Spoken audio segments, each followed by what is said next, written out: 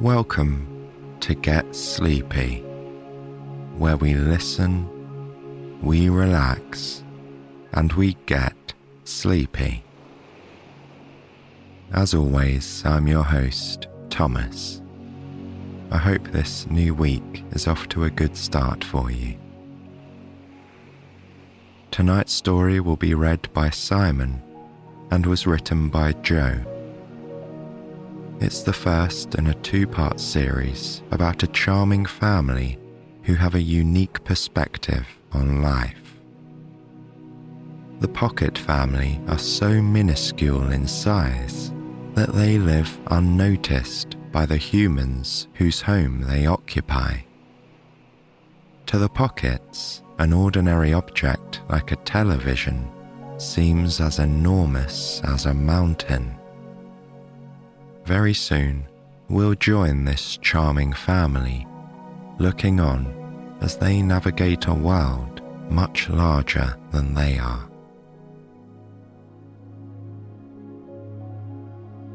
So, let's get comfortably settled in, ready to hear our story. You may already be lying in a position that feels just right for you. But if you need to make any adjustments, there's no harm in doing so.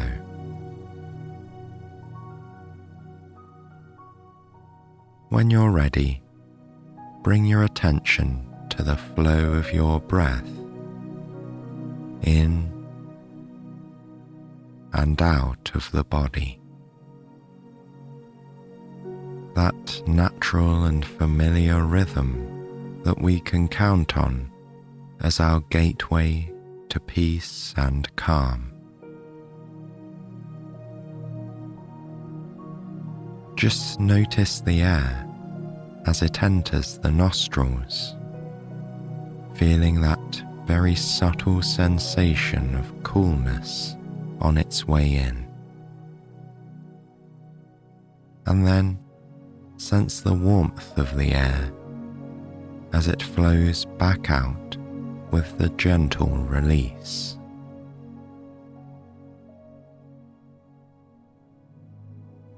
Try to breathe in deeply and just hold that nourishing breath at your heart's center for a couple of seconds. Then release it back out, warm and soothing. As you inhale and briefly hold the breath at your heart once more, just imagine that air warming within you and bringing comfort to your heart. As you release it, any burdens or troubles can flow out and melt away.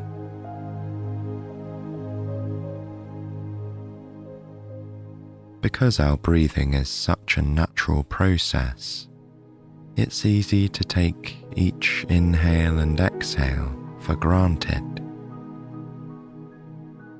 But it's the natural, inherent process of the breath which also makes it the simplest medicine for our bodies and the easiest gateway to peace and calm.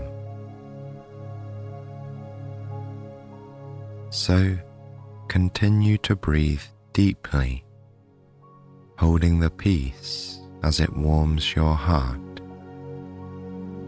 then letting go of anything disruptive as you exhale. There's nothing else you have to do now. Simply remain aware of your breathing as you relax more and more. While you do, we can begin tonight's story. I'll make way for Simon, as now it's time to meet the Pockets.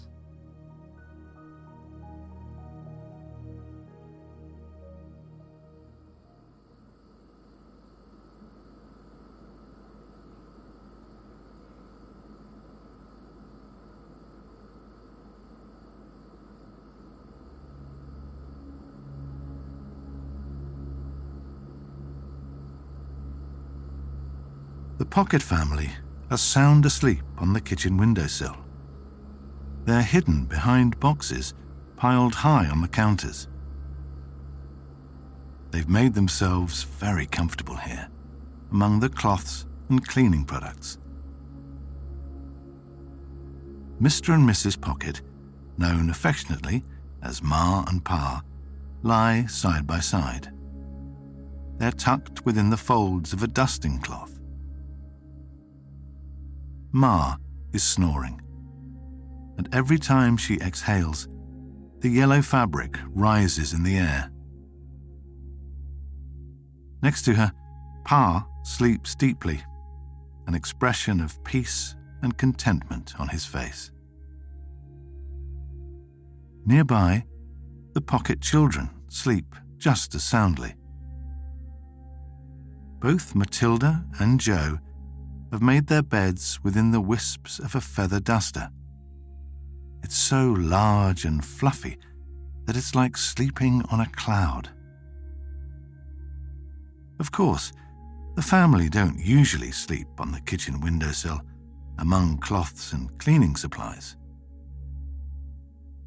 For years, they slept in their own secret bedrooms, hidden in an old tissue box at the back of a kitchen cupboard.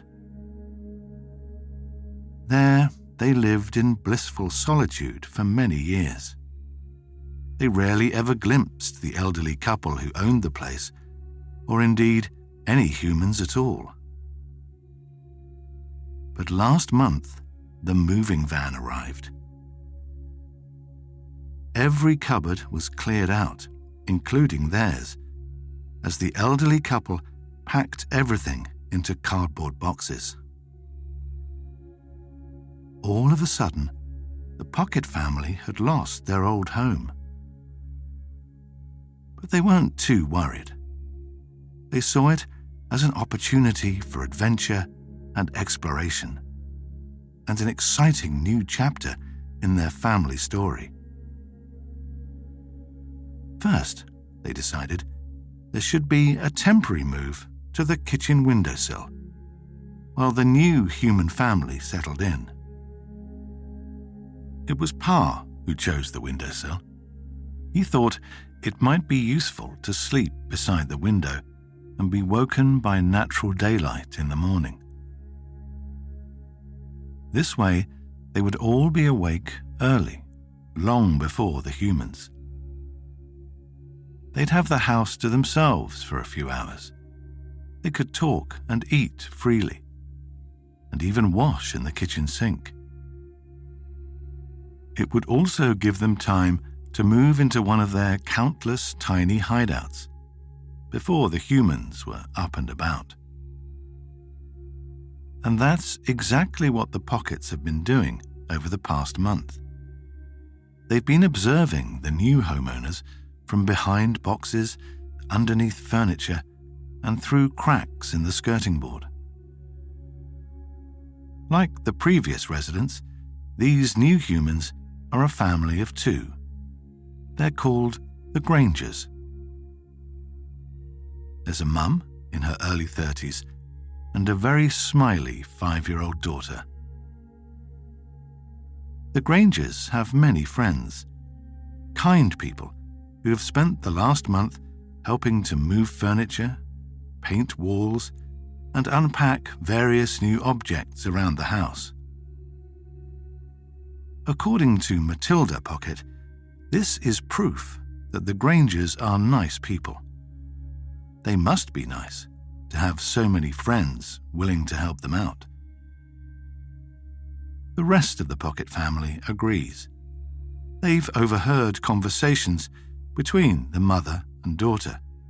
The Grangers seem to be some of the most kind and gentle humans that the Pockets have ever encountered. At bedtime, the mother sits at the edge of her daughter's bed, reading stories until the girl falls asleep. Then, the mother tucks her into the bedsheets, kisses her forehead, and tiptoes softly out of the room.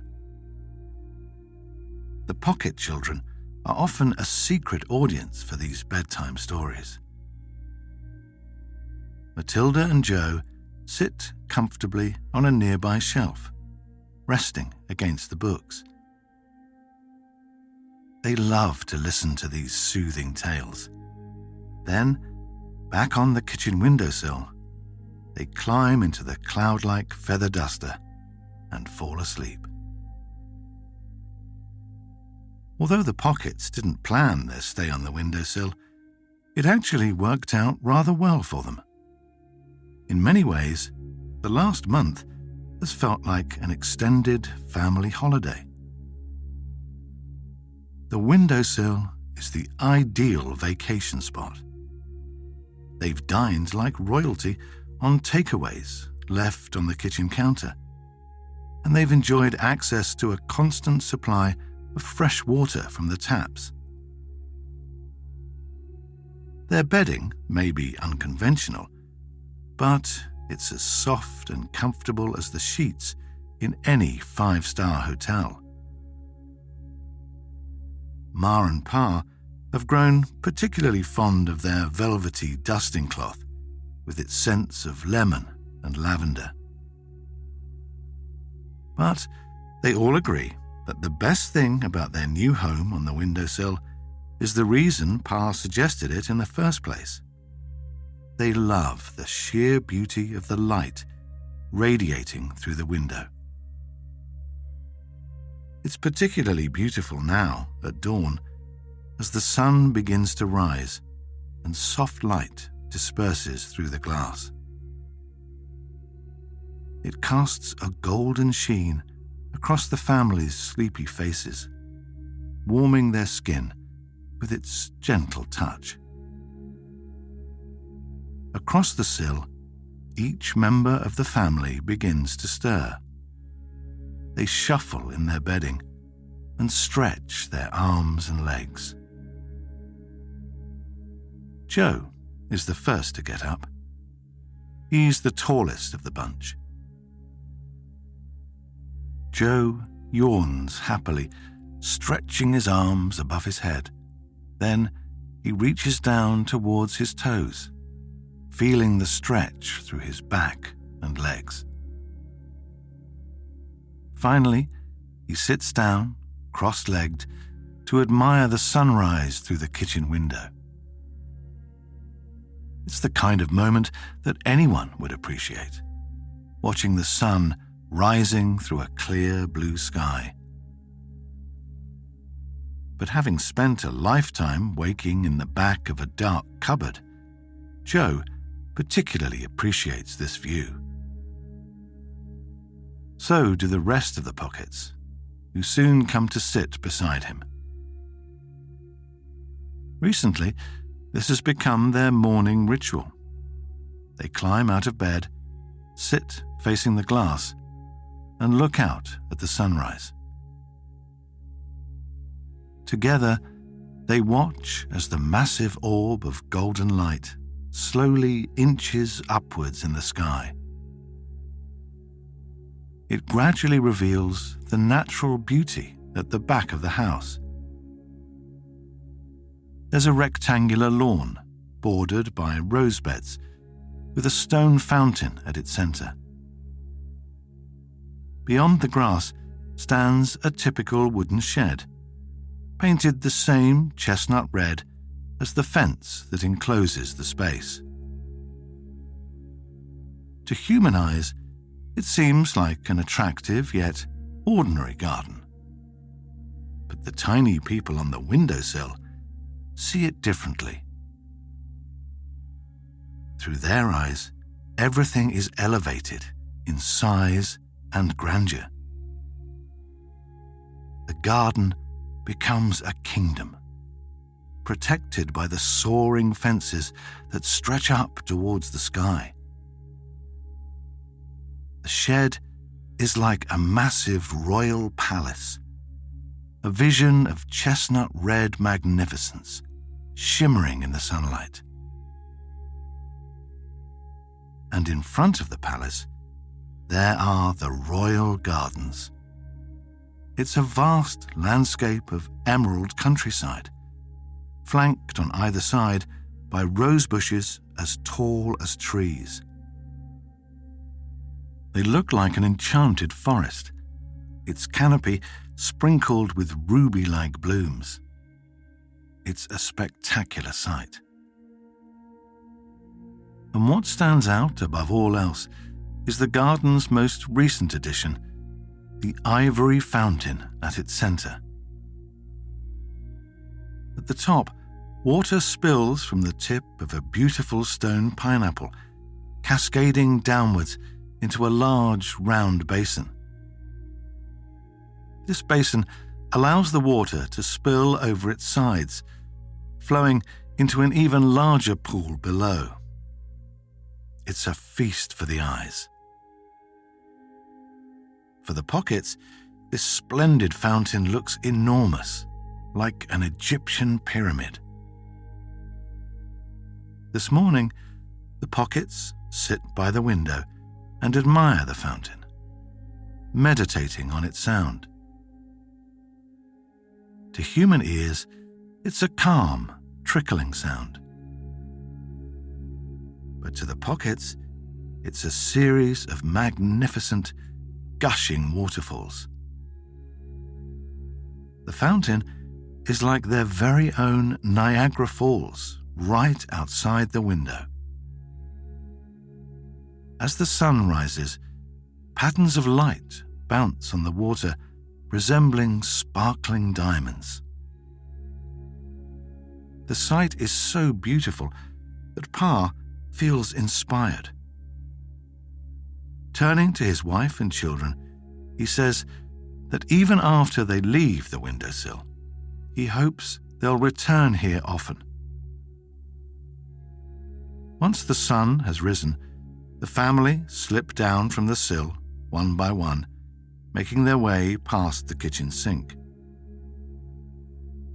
They often have showers in the sink, taking it in turns to climb down the plug chain and stand beneath the dripping tap. There's nothing quite like that cool water to rouse the senses in the morning. But today, they're just passing by. There's no need for an invigorating wash right now. With the prospect of adventure ahead, the pockets are energized and more cheerful than ever. The humans have settled down, with their furniture in place and the walls freshly painted. So now it's time for the pockets to explore and find a new place to call home. Over the past few weeks, they've all spent a lot of time thinking about where they might like to live. Each member of the family has a preferred place in mind. Ma and Pa are great believers in fairness and equality, so they've decided that each person's choice will be looked at and considered. The location of their next home will be chosen by family vote. The first person to showcase his choice is Pa. This is why he's leading the way now. Protruding from his backpack are two repurposed toothpicks. These are his walking sticks, which are very handy when crossing uneven terrain. The pockets are experienced explorers, so everyone has their own walking sticks and backpacks filled with equipment. These are things collected over the years, repurposed to form an effective adventurer's kit. the Pockets rely on these tools whenever they head out.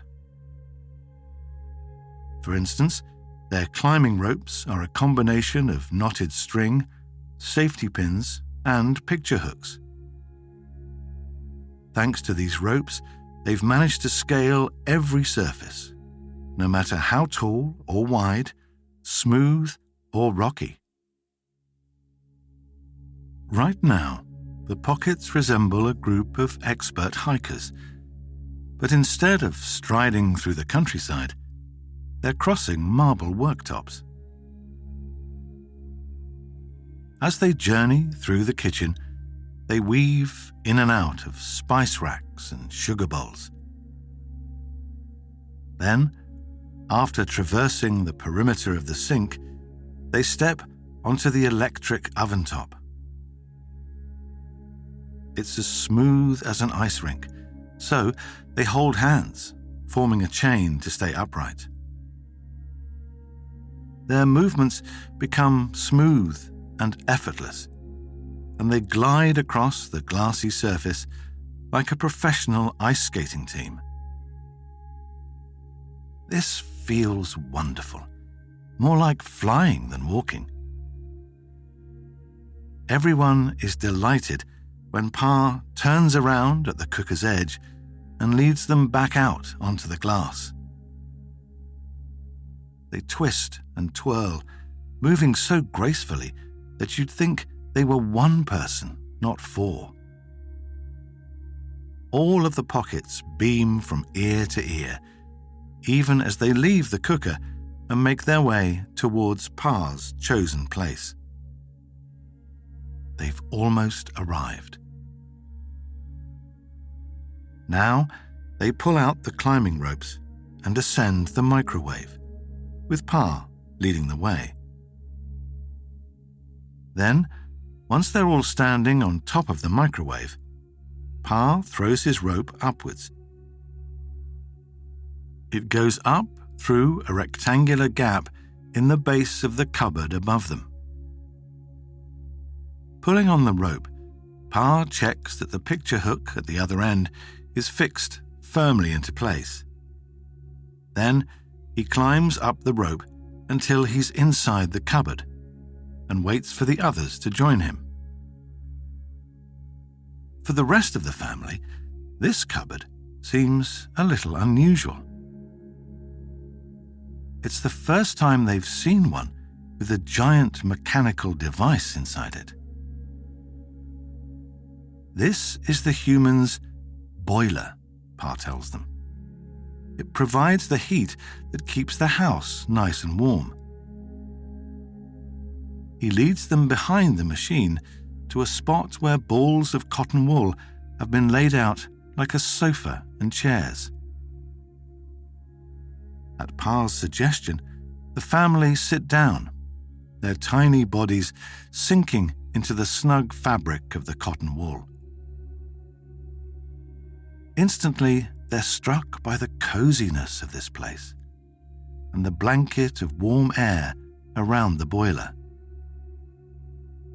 It's a lovely, relaxing spot, the kind of place where one might sit and read a book, especially on days when it's cold and wet outside. When Pa brings out a tray of tiny foil mugs filled with hot chocolate, it feels even more like home. As he serves them out, he explains that all it takes is a speck of cocoa dust, a drop of water from the nearby tap, and a minute beside the boiler. Then there's enough hot chocolate for the whole family. The Pockets are impressed. The hot chocolate tastes so utterly delicious. It's creamy and milky, combining the flavors of luxurious dark chocolate with a hint of sweet mint. And they're excited about the place, too, picturing what it might become once decorated and furnished. They imagine nights full of chit-chat and comfort, and this luxurious hot cocoa. And in the morning, they can climb down into the kitchen, making a beeline for the windowsill and its spectacular view.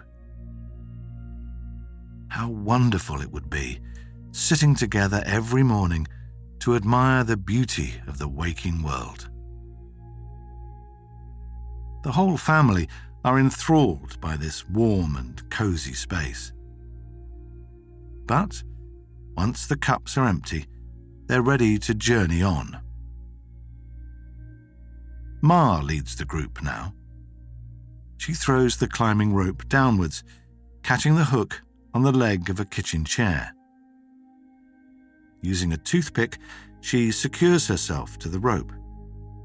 Then, with her arms raised and a look of childlike mischief on her face, she zip wires down the rope. She lands effortlessly on the kitchen floor. The rest of the family soon follow. They all smile as they glide down, exhilarated by the ride. Then they walk on across the smooth floor and below the towering height of the kitchen table. Soon they arrive at a huge wooden sideboard. This is a new piece of furniture, bought by the Grangers. It's a beautiful light pine that perfectly matches the table and chairs beside it. The sideboard adds a much-needed touch of brightness to the room. Below, there are 3 cupboards, their doors panelled with frosted glass. Ma explains that the middle cupboard is their destination. Then she plants her toothpick down into the floor and vaults forward through the air, disappearing through a gap in the cupboard door. The other pockets follow her lead until the entire family are standing inside. Led by Ma, they weave their way around mountains of fine bone china.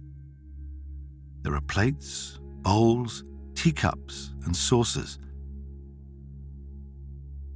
Some are so smooth and delicate that they're surely reserved for special occasions only. And some of the plates are decorated with hand-painted artwork of such beauty that Ma thinks they belong in a museum or gallery. Other items are plain in design, like the mounds of teacups. Their curved surfaces are so well polished that they're like mirrors. Matilda is particularly amused by her reflection. She's also surprised by how much she looks like a real explorer. Seeing herself like this, she feels quite proud, both of herself and her family. Matilda also feels a little braver than she felt before.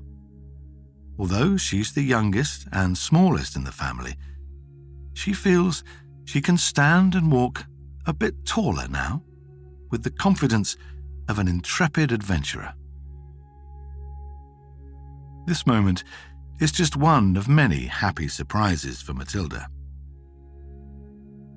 As she turns a corner and reaches the back of the shelf, a table comes into view. Ma has prepared everything. The table itself is made from a single bottle top, and on its surface sits a giant loop of cereal. It's a breakfast unlike any the Pockets have seen before. This single piece of cereal looks like a giant donut of chocolatey, honey-sweet loveliness. And it's so large, it could feed the Pockets for a fortnight. As they look on in wonder, Ma explains her discovery.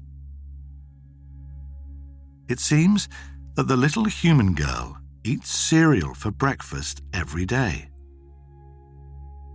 she always eats in the chair right beside this cupboard. And, as she's rather a messy eater, she scatters morsels of delicious food everywhere. So, right beside this cupboard, there is an endless supply of delicious food.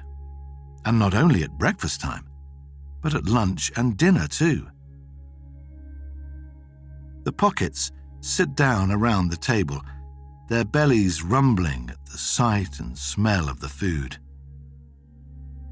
Then, without another word, they all tuck in, savouring the taste of the sweet, crunchy cereal. "I think we could be very happy here," declares Matilda, as she chews the last of her cereal. "And it's much lighter than the last cupboard," says Pa. The others nod in agreement. The family relax, feeling utterly satisfied after their sweet, hearty breakfast. Once more, they begin to daydream, picturing what it might be like to live here. Though it's not as warm as Pa's spot in the boiler cupboard, it feels just as comfortable and homely in here. And the thought of eating food like this each and every day is very tempting indeed. Joe could almost move in right now. But later, when the Pockets have left the cupboard, Joe remembers that it's his turn to act as group leader.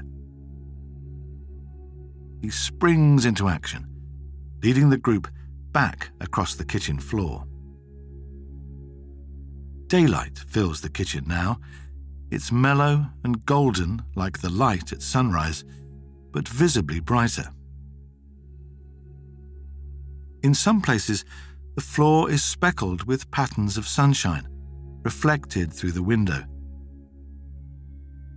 The family walk through one such pattern, finding themselves suddenly awash in gorgeous, powerful sunlight. Beneath their feet, the beige floor becomes sand-like in appearance, and in the background they can hear the ever-flowing water of the fountain outside, which sounds like the waves of a vast ocean. It's as if the family have been transported thousands of miles away to some exotic beach destination. Indeed, by the time they exit this tropical little spot, the tiny family are positively glowing. As they prepare to traverse the fluffy hallway carpet, their moods are carefree and relaxed. Perhaps this is why their walk over the creamy carpet feels so effortless. But, even so, it's a rather lengthy journey, and not the easiest of terrains to cross. It's times like these that the family are especially grateful to be together. They all hold hands as they walk among the thick, velvety carpet fibers, supporting each other just as they did before. This particular carpet has only recently been laid, and it's the family's first crossing. Ma is simply awestruck at its softness and bounciness. And everyone appreciates that new carpet smell. It stays with them all throughout their journey, lingering on their clothes as they step through another open doorway and into the living room. Of all the rooms in the house, this one is perhaps the most altered by the new homeowners. Gone is the burgundy carpet that Ma never liked, and in its place is a floor of polished mahogany. The old wallpaper has been replaced with sun-soaked terracotta paint. Framed artwork decorates the walls, displaying scenes from nature. Next to them are simpler pieces, most likely drawn by the Granger child. In the middle of the room sits a massive leather sofa. It's a comfy spot for viewing the TV that's directly opposite. Raised high on the wall, this is without a doubt the biggest screen that the family have ever encountered. Matilda gasps at the sight of it, while her parents chuckle quietly. It's hardly surprising that their son would choose such a place. Living beside a giant cinema screen would be a dream come true for Joe. But as the family follow Joe across the glossy floorboards, then up onto the coffee table, they soon realize that their assumptions are wrong. Joe isn't leading them to the sofa, to a crevice in the cushions which offers a view of the screen. Instead, he takes them across the coffee table to a sight far more impressive than the television.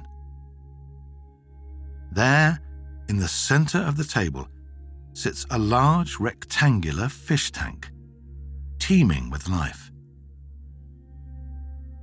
Joe beams. He looks like a proud treasure hunter showing off his findings.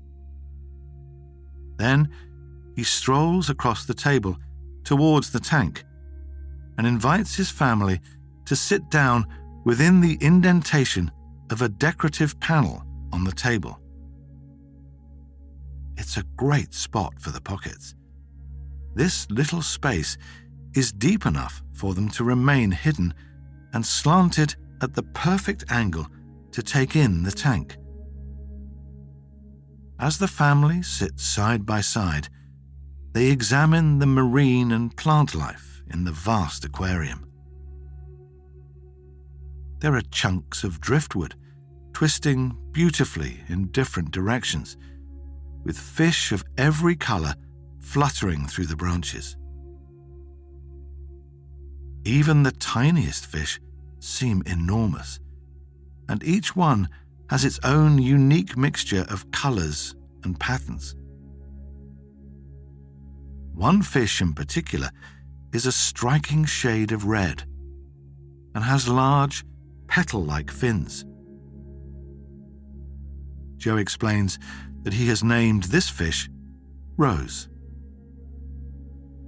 In part, this is because of her color, which is the same ruby red as the roses in the garden.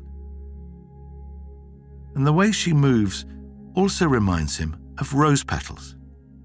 Her movements are so smooth and flowing, she's like a petal floating through the water. For the third time today, the family are impressed. They all think it might be quite marvelous to move to such a place. Pa, in particular, has often dreamt of living beside the water. If they moved here, the family would have their own private ocean, a source of constant beauty and entertainment. And besides, it wouldn't be so difficult to set up their furniture beneath the nearby sofa leg, or perhaps in one of the table drawers below. But Pa is soon pulled from his daydreams. Matilda stands up, ready to show off her own pick of locations before the family cast their votes. Striding forward with confidence, she abseils down the coffee table, landing softly on the smooth mahogany floor. Then she turns, though not towards the hallway as the others expect. Instead, she guides the family further into the living room. They go past the coffee table and around the back of the sofa. Only Matilda has visited this spot, which is why she can't resist looking back at her family to flash a knowing smile. As she knows what is just around the corner, she finds it difficult to contain her delight. And very soon, the rest of her family are equally delighted. Right there, against the living room wall, is the little girl's dollhouse. It's so tall that its roof nearly reaches the arm of the sofa. The dollhouse opens out to reveal 3 floors of various rooms, connected by stairs at each level and a lift at the side. There's a kitchen and living room on the ground floor, and a dining room and bathroom above. On the top floor, there are the bedrooms. One is larger, with a double bed at its center, and there are also 2 smaller rooms with single beds. Like every room in the house, the bedrooms are beautifully decorated and furnished with the most modern and stylish pieces. For some time, the Pockets stand here in silence, taking in the sight of this wonderful mansion. Like the other places they've seen in their travels today, it feels like home. But this place actually looks like home too. There's no longer any need to imagine furniture and decor, because it already looks better than anything they could have planned. It's a dream come true to each and every one of them. So it's no surprise that Matilda's pick wins the vote. The Pockets decide on the dollhouse even before Matilda points out the tiny remote-controlled car parked beside the house. They can use this to travel everywhere, revisiting the places they've seen today, as well as plenty of new destinations.